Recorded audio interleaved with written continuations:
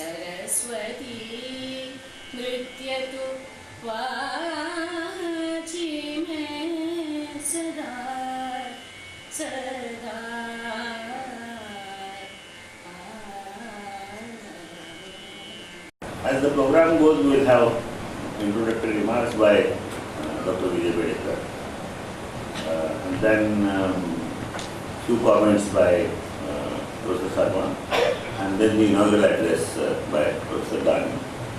So let me first request Dr. Vijay Bedekar to give his introductory remarks.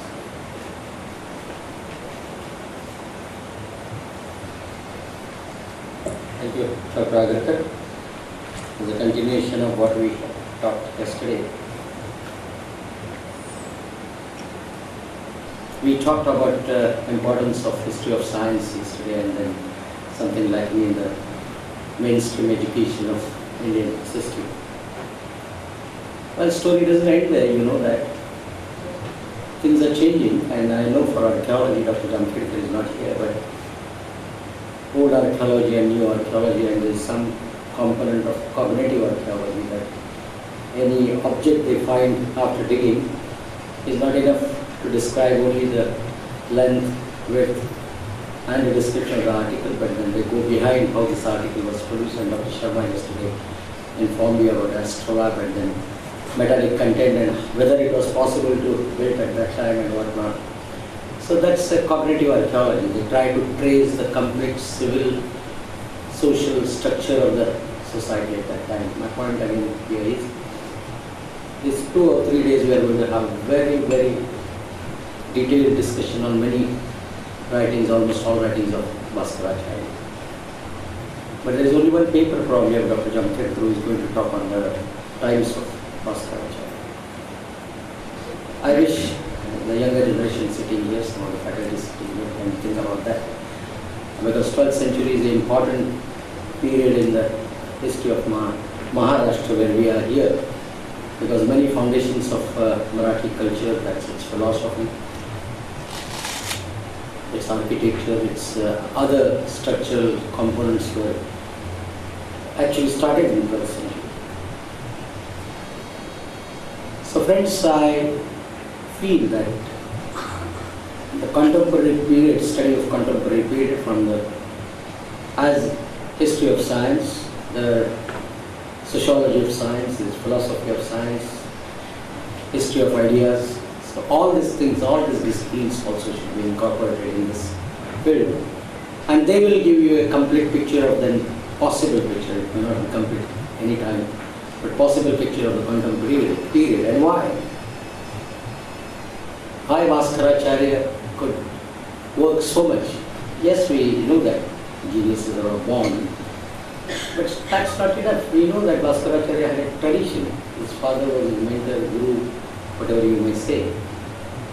So is there any role to actually cultivate a person, which potentially everybody possesses that? And in India we see that Ganesha Deva is there, and many other scholars, their fathers were their gurus or mentors, and whether that tradition, what we call, also is important. We know in case of Bhaskara900 from the inscription that a big tradition was there. My point again is that contemporary period, and not only from the point of view of language, but also sociology, anthropology, and history of ideas also should emerge out of it and give us some direction.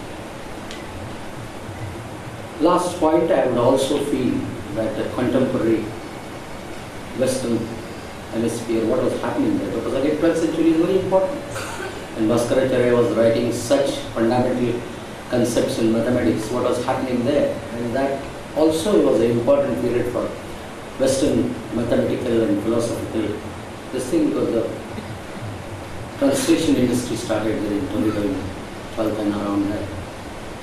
Some of the first translations from the Greek of mathematical and philosophical treatises were transferred from Arabic to Latin and then later in English much later.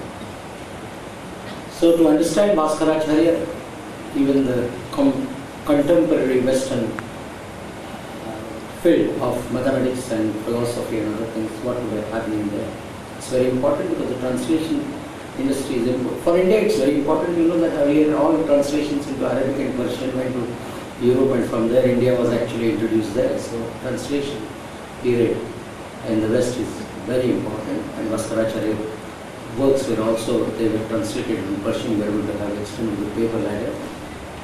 So friends, again I would say that this conference, this proceedings of 3 days would throw light on many dark corners of this study, and we all will be enriched by the end of the day.